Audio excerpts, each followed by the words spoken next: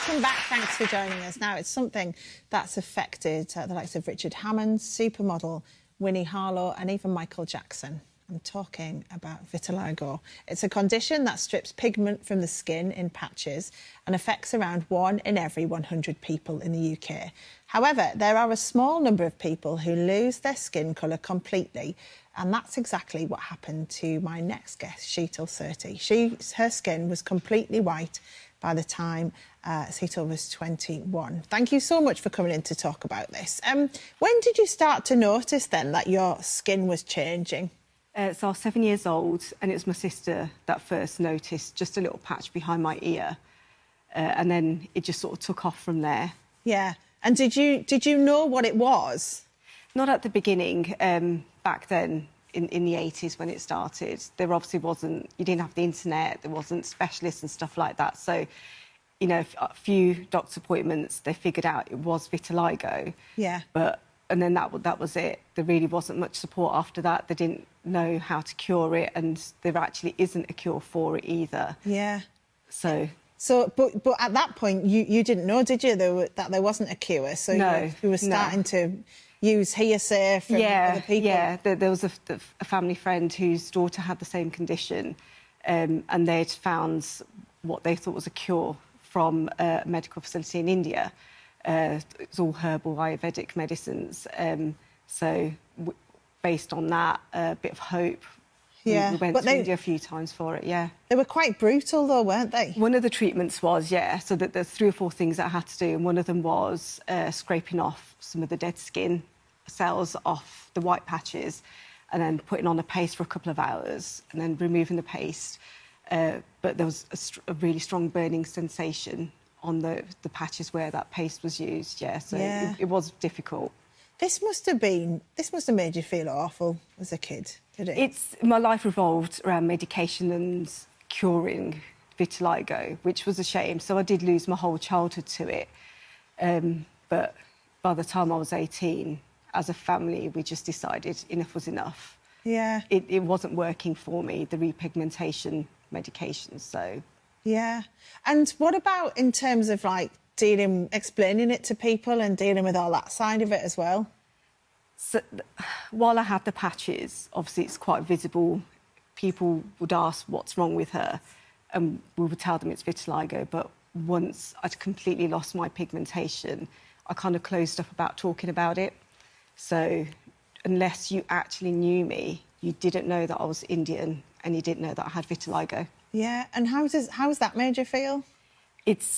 I didn't actually open up about it until about sort of 5, 6 years ago.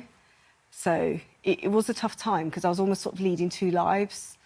The Indian community, my Indian family, they all knew who I was. But outside of that, I was just a white person. The only identification was my name. But even then, I didn't want the questions to be probed from that. So I would still lie about who I was. Did you lie in the sense of not telling people you were Indian then? Yeah, yeah. That's so sad.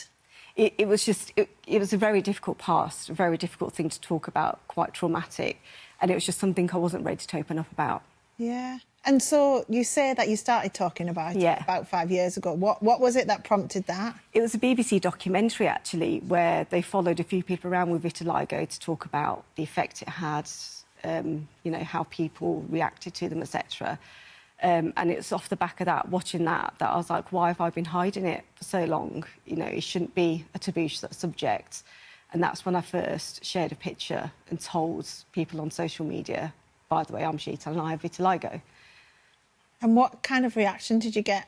It was amazing, actually. Absolutely not what I thought it was going to be. So supportive, so much love for it. And that sort of spurred me on then to start talking about it a lot more, be more open about it and supporting other people who are in the same position as me. Yeah, I mean, and you've got an amazing family around you, haven't you? I know your husband's with you here today and your children as well. What's it been like explaining it to, like, your children, for example? So for my children, I mean, they've only known me as I am. And, you know, to them, I was no different. I was Indian, I was their mum, and I was just white.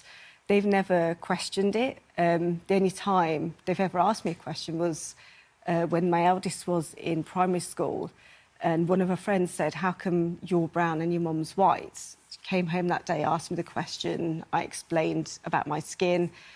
The next day, I picked her up from school and I was like, are you going to tell me what happened with your friend? She goes, nothing, you know. I told her why you were white.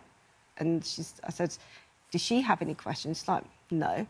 And they'd moved on. You know, to them, it was just a very factual conversation. And that's it, let's go play. Yeah, that's the great thing about kids, isn't it?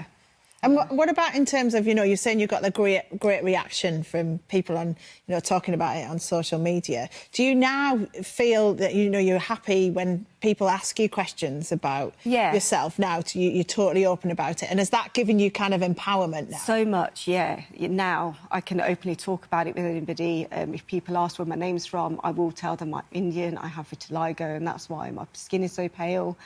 But it is, over the years, been more open about it, and also social media. There's so much more around vitiligo on social media as well. I mean, just Winnie Harlow, she's all over the place, and it's just so nice seeing that out there. I wonder what difference it would have made to you as a kid if, you know, Winnie Harlow would have been around then. Would have been a whole different experience growing up with vitiligo, definitely. Yeah. What do you want to say to anyone who, you know, they might themselves have vitiligo or have a family member who does and, you know, are feeling uncomfortable